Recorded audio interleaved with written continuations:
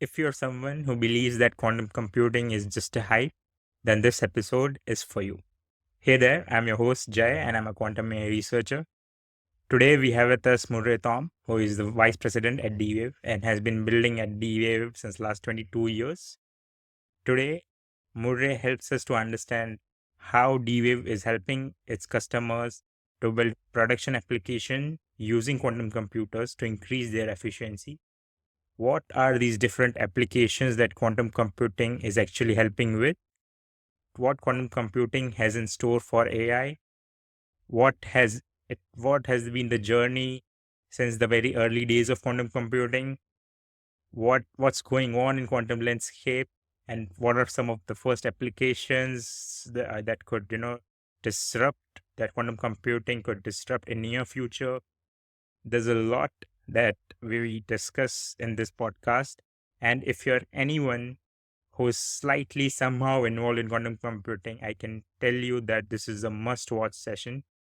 So grab your coffee and dive into this wonderful 30-minute long podcast.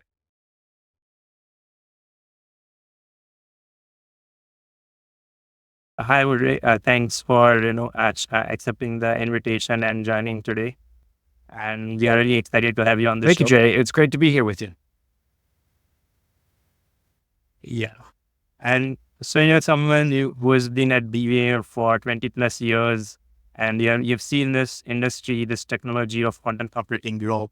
So what are your thoughts on this development that is took, the stage of quantum computing, what it was before 20 years and as now what it is right now, and the development that has took place at D-Wave in particular? Well, it's exciting. I mean, when I started, we weren't completely sure if we could even build quantum computers 20 years ago. We were experimenting with devices, but when you're building a computer, you transition from working with devices to actually computing and information processing.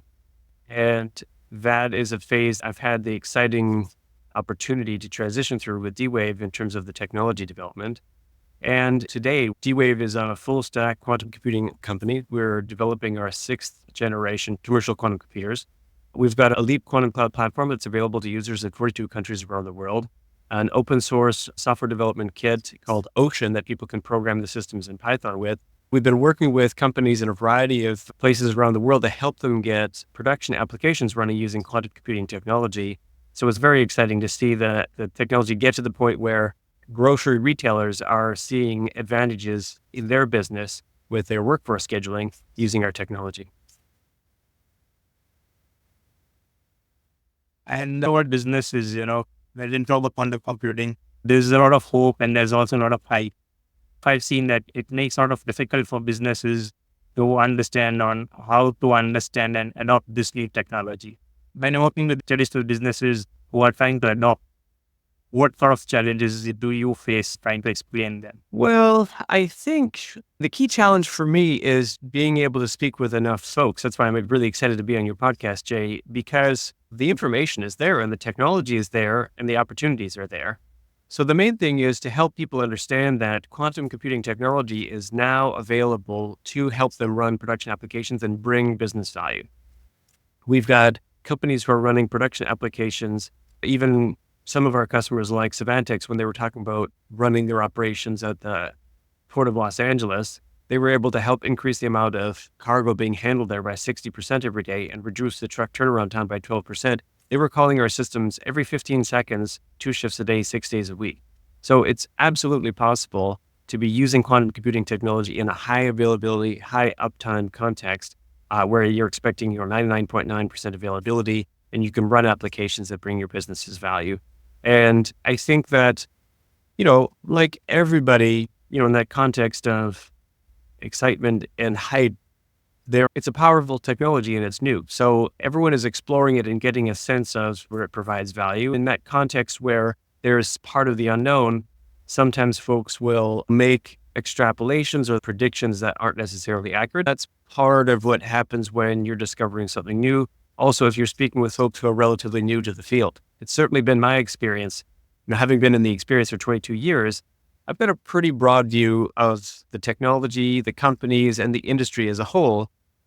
But a lot of companies out there who have just been working on it for a couple of years, if you speak with them, they'll talk about the technologies they're building as if that was the entire quantum computing industry. So there is a lot of churn, and you have to be thoughtful about when you're hearing messages about quantum computing, where you're probably only getting part of the story, and then you build on that as you're approaching it. And I think it's a powerful technology. It's got lots of great capabilities, and it's worth exploring and getting started with today. Yeah. And talking about applications, what do you think are some of the first applications that quantum computing would be strong? Well, that's a great question. So I think the core thing people should have in mind in terms of first applications is where we're getting a lot of traction, working with customers in workforce scheduling, logistics routing, final mile delivery for vehicles and multi-vehicle routing problems, production scheduling. So that's, getting products through a manufacturing plant, engaging many different machines along the way, and cargo loading types of applications where you're moving materials around, you're trying to minimize the handling, rehandling, or maximize the efficiency of those supply chains. So those are applications where companies are finding ready benefit building applications in short periods of time, potentially weeks or months. We have examples of customers who are seeing significant savings. So with Pattison Food Group, they own 13 grocery brands here in Western Canada. They have been able to run since 2022 an application for scheduling their at-home grocery delivery drivers, and that saved them 80% of the time necessary to produce those schedules. They've since expanded into a second application, which is in-store scheduling. That task is complicated because they have multiple departments and their employees have training to work in some departments, but not others. And also the demand in those locations is varying every day of the week and every week of the year. So they have to constantly rebuild schedules that are adapting to that demand and make sure they're delivering their employees with full-time work schedules. In the first phase of deployment, their workforce is expecting 50,000 hours saved annually. So we're talking about really significant savings on large-scale operations. I think there's real benefit here. And, so I'm a quantum AI switcher, so I like talk about quantum AI. So there was a recent news from OpenAI that this method of using large computation and large data is not giving enough benefit now. They're not able to scale it up. And that immediately rings the bell that, can quantum computing enter the picture. So what is your take on not only annealing-based quantum computing, but quantum computing in general? What it has in store for Okay, so that's a great question. And you raised the point, Jay, about quantum annealing and quantum computing in general. So let me begin by saying a quantum computer is a system that can use quantum effects to accelerate calculations. Quantum effects can be a resource for a computer. So what kind of resource can it be? Well, it turns out there's multiple answers to that question. You can use quantum effects as a different sort of resource in different types of calculations. And that has a very strong influence on the applications that it's going to be running and how early those applications are going to be realized. So for instance, in the quantum annealing model, I'm going to describe two models here. In the quantum annealing model, you're using quantum effects to move between solutions more quickly. So for instance, computers are working on a problem, you have a particular solution in hand, but you want to move to a better solution, and you want that transition to a better solution to be as quick as possible. That's how annealing is using quantum effects to accelerate calculations. And that's very useful for the applications I was just describing in optimization, as well as in artificial intelligence. And in fact, D-Wave is famous for building the quantum annealing model. There are three key reasons why we chose to implement that first. One, it has near-term applications, like the applications that we've already realized that customers are currently running. Those are the only examples of production applications. D-Wave is the only company helping businesses use quantum computing in production. The second is that you don't need to know quantum mechanics to program annealing quantum computers. So that makes the accessibility much higher. And the last is they're significantly easier to build. And you don't have to take my word for it. If you just look up in the world today, you'll see that of the quantum computers available, whether on the cloud or for on-premise delivery, D-Wave's quantum computers at 5,000 qubits and 15-way connectivity are the largest, most highly connected quantum computers on the planet. Now, having said that, quantum annealers are required and necessary for those optimization applications. They're also going to be very useful for machine learning. But then there's another model called gate model, which is quite common, and a lot of folks are building them, including D-Wave. We're building gate model quantum computers. those are using quantum effects as a resource to store more information in the computer. And that turns out to be very useful for calculations in quantum chemistry, if you're doing molecular simulations or want to do differential equations like fluid flow. It also has relevance to machine learning. The challenge is that quantum effects are sort of notorious. They're famous for collapsing. And if they collapse and the information, it disappears. So that's why you need error correction for those systems. You need that error correction to make that transition from working on devices into your computing and doing information processing. And so those systems are a little bit further out on the roadmap for those applications in quantum chemistry or in differential equations. But we're building those because those are very important applications, and it's going to take time to get them there. So that's a good way for you to have in mind the applicability, let's say, of quantum annealing and gate model quantum computer, which is quite common. And there's also a couple of other types of quantum computers that are a little bit earlier stage still. So having said that, if we're looking at machine learning, artificial intelligence applications, the way that we accelerate those with classical computers is we break those problems down like training an artificial neural network. It's like an artificial model of a brain, right? We break that problem down of training that neural network, and training meaning like, how do you take the neurons and like connect them together? And how do you put weight on those connections? We break those down into steps of like addition and multiplication. In a gate model quantum computer, we would break them down into linear algebra, and then we would use the quantum computer to accelerate the linear algebra. And in a quantum annealer, the actual architecture itself is a neural network. It's like a quantum implementation of neural network. So you're actually programming in the couplings and then querying the quantum computer, what is your current state? What is your response to this kind of connectivity? And then you use those samples to do things like to train restricted Boltzmann machines in machine learning or Gen AI workflows. So there's a very natural connection. There's a deep technological connection between these quantum computers and artificial intelligence applications. Yeah, and talking about the way of the structure of these technologies. So I had a guest on this very show who was from IBM Quantum, and he had this opinion of QPU modularity. So he was saying that rather than having a monolithic quantum computer, the industry can work on having smaller structure. It can be ted-ion or photonic based or even annealers.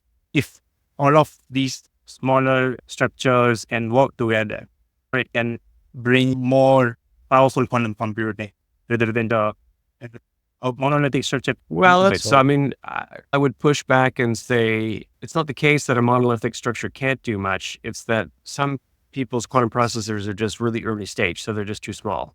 If you've got 20, 30 qubits, that's still 30 bits of information that you're operating over. And so that's not as large of a computing space to be challenging for a classical computer. We're not competing against what humans can do. We're competing against what classical computers can do. And classical computers are amazing.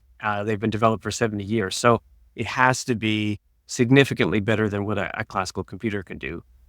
I would disagree with the idea that monolithic chip architectures can't be useful. They definitely can be, and they are. They can continue to be as they get scaled up. The real question here is about engineering challenges. Classical computing went through the same thing. People were making ever larger classical processors on silicon chips.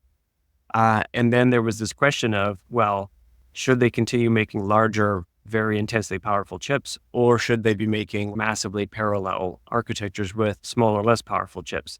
Nowadays, parallel architectures are everywhere. It's obvious that ends up becoming a long-range solution. But in fact, the answer was both, right? Individual chips are powerful, and the technology of parallelizing them has been basically worked out. So it's very successful as well. In the early days, more powerful chips was winning out, right? The types of like engineering overhead and development needed to take place. In a classical computer, you're moving memory around and performing operations over the memory. So the longer you have to wait to move memory, the slower that takes. Well, with a parallel architecture, you've got to like move it all the way to another processor. So that really slows you down. The same thing can happen in quantum computers. You have these delicate quantum states. So you're not necessarily trying to do parallel quantum operations. It's not unlike the way we're using our quantum computers right now, where they do a very powerful calculation, and then that's a piece of a larger problem, right? So we've got some classical algorithm that's running over a large industrial problem, It's doing what it does best, breaking pieces out, calling the quantum processor and getting answers back. Repeated calls can help build a solution for a larger, more difficult problem. So that's one way of kind of thinking about hybridizing multiple calls to a quantum processor. The next step beyond that would be to actually take the quantum state that's doing this very powerful search and then like quantum mechanically connect it to some other quantum processor. And fascinating, it's an interesting area of science and engineering development. It's a lot of work. And so it's not worth taking on unless you really need to do it. And certainly that's a problem that we're going to try to solve so that our customers don't need to worry about it. The focus is to use quantum computers to take complexity out of people's business and help them operate more effectively, not to introduce our props into the rest of the field. Yeah. And so recently I was conducting a session at the university focused on quantum computing and quantum AI. And one of the students asked me this question that, what's easier, quantum software or quantum hardware? And you're someone who has led, both of these states, quantum software, quantum hardware. So what's your take? Yeah, so that's a good point. I mean, I just by way of background, I spent 8 years building the quantum computing systems at D-Wave, working through several different hardware subsystems. Then I spent 6 years out working with our customers. And then I came back and helped our software team build the technology stack that is allowing our customers to build value with them quickly. So I've had a fair bit of experience on both sides. The way I would answer the question is, first of all, I would challenge the notion, think about what it means, quantum hardware and quantum software. I just described the fact that quantum hardware, quantum computing, is about using quantum effects to accelerate calculations. Software is actually like design without having to worry about the hardware implementation. I read that in a book by Nancy Levinson, which I thought was a really nice description. Software is about how to come up with the algorithms or the design for things without having to worry about how they're implemented. All, machine learning algorithms are running on classical hardware, which means that if you want to do something quantum mechanical, you can't do it with just software. So I think it's absolutely necessary to have the quantum hardware part.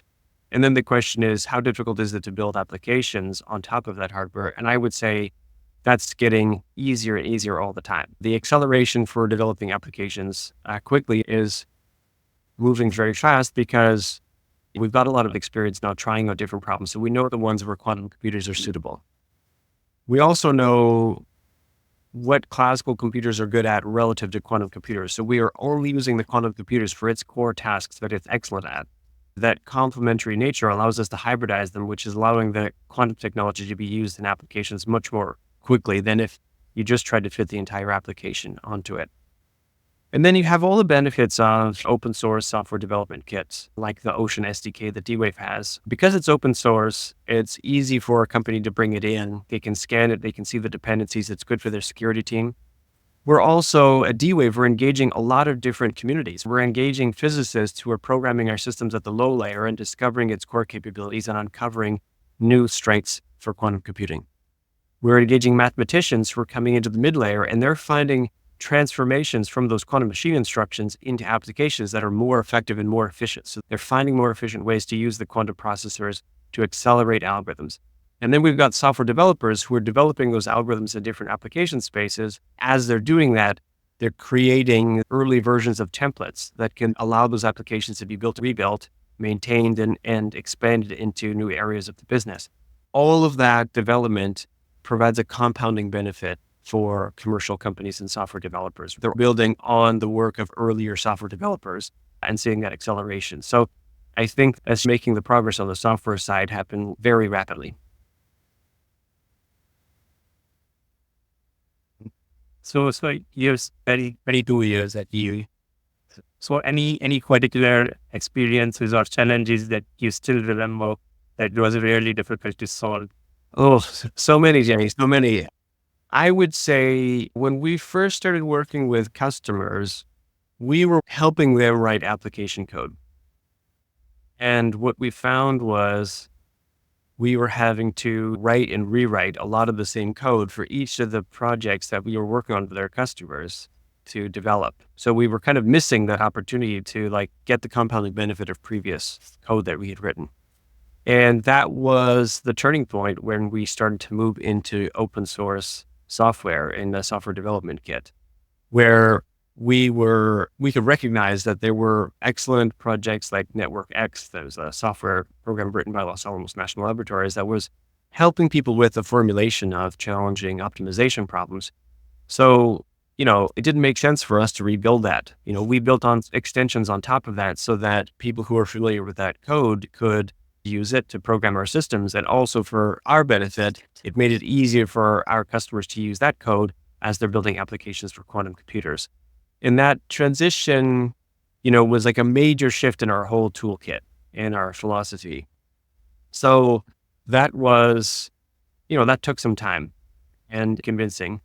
As a result, we started to use the computers for tackling these tasks. And then we started to realize, hey, we can have a bigger impact if we change the design of our quantum computers and algorithms to better suit these applications. We actually built a whole series of teams at D-Wave across a variety of different disciplines to basically meet and say, okay, what do we need in order to be able to have a bigger impact for commercial applications? And then have the requirements move through those teams all the way to the quantum processor design to sort of say, what's the next generation systems be designed to do? And that was it involved the coordination of a lot of teams and individuals, but also individuals with very different technical backgrounds who, have to learn each other's technical language to communicate requirements to one another. And it's resulted in this hugely powerful technology development where we realized it started to, move in this direction where we're not trying to fit applications into the quantum machine instructions. We're running algorithms that solve commercial applications for customers that can use quantum computers to help those algorithms move through solution spaces more effectively, to find the things that classical computers struggle with and to complement them with quantum machine instructions that are very strong in those areas. And that has made application development much faster. And it's also really broadened the set of applications that you can build with us. It took 2 or 3 years to make actualization and implement that. Is one of those things where there was nothing you could look to that you could move into that space. We were developing it. We were the first to do that. Those are a lot of the fun technical and human challenges that really attracted me to working in this field and with our customers. And it's had a tremendous impact in terms of our ability to provide value to our customers. And you can see that, like in Japan, for instance, NTT Docomo, major telecommunications provider, they've been using our systems and our platform to build applications, which is exactly what it's intended for. And they were able to develop a technique that during peak cell phone use times reduced and optimized the number of paging signals between their base stations and their cellular customers by 15%. That effectively increases the capacity of the network by 15%. When we see customers who are building applications that have that kind of tremendous impact for their business, it's such a validation and a realization of that effort we put into bringing this technology to bear. In that previous company, I was working as a quantum software engineer. We were extensively using DWare more than any other provider when working on quantum finance, actually. I'm really happy to hear you say that. And building on what you were saying in terms of helping folks approach the technology, we were just talking a minute ago about artificial intelligence and machine learning. Not all of the approaches have to be completely novel. There's a spectrum of applications and approaches that people could take. The near-term spectrum is relatively turnkey. Not so turnkey as like using an LLM that's been pre-trained, for instance, right? Where you're not building the model, you're just applying the model and building a product off of it. But if you're in the process in your business of building predictive models, and part of those predictive models is sub-selecting features to incorporate in the model, then you can use our quantum processors to optimize feature selection. That exists in a scikit-learn plugin. You can download it, incorporate your workflow in a few minutes, and start quantum hybridizing it. Applications of machine learning with our quantum computing systems can be as easy and quick to use as that. And then it can go all the way into deep research, further out on the spectrum in terms of more exploratory applications that have tremendous power. When people realize we have published peer-reviewed papers that demonstrate that quantum computers can improve solution quality for hard problems faster than classical processors can in principle, not just in test cases, but like in terms of like fundamental processes for improving solution quality for these hard problems, then they realize this is a resource we should make use of and take advantage of it. Why I chose quantum computing because I found it challenging and interesting. So after 20 years, it's still exciting in energy. How does it feel? Yeah. I like solving hard problems. My hope is to attract others to quantum computing because it's interesting and not challenging to some extent, right? I want to solve all the hard problems so that, really enterprising individuals like yourself working in business can find the tool easy to use. They have examples. We've got, open source software examples that show someone how to build a workforce scheduling application so they're not having to start from a blank page. And the goal is for them to load those open source examples on GitHub and then start modifying them for their business and demonstrate to the business, hey, look, we have applications here that we struggle with that quantum computers can be applicable to. With a small amount of adaptation, we can show how we can run it. And that's the next step to building an application scale version that can accept the data that the business is working with so they can get a demonstration of return on investment with quantum computing. When we're pivoting from the potential value of quantum computers into a quantifiable return on investment, that is what we want the industry to be able to do. I'm committed to continuing to work on these challenging problems and figuring out easier, simpler ways to solve them, because when powerful technologies become easy to use, that's when we get these transformative moments when they start being used all across our industries and making us more effective and operate. And what a huge impact that can be if we can have that kind of a positive contribution to businesses around the world. And probably the closing question for today's podcast, or one of the questions I get from professionals or from students who want to pursue quantum computing, maybe pursuing computer science or physics. There are also professionals like software engineers who want to break into quantum computing, but they're not sure how to get into this field. What advice would you give as a senior in the advice I always give people is continue focusing on the technical skills and the work aspects that you enjoy most. There are a huge breadth of careers in quantum computing. So it's not that you need to specialize. You don't need to take a particular course, or you don't need to become a quantum physicist. Please don't become a quantum physicist just because you want to use quantum computing, because our goal is to enable everyone to use it.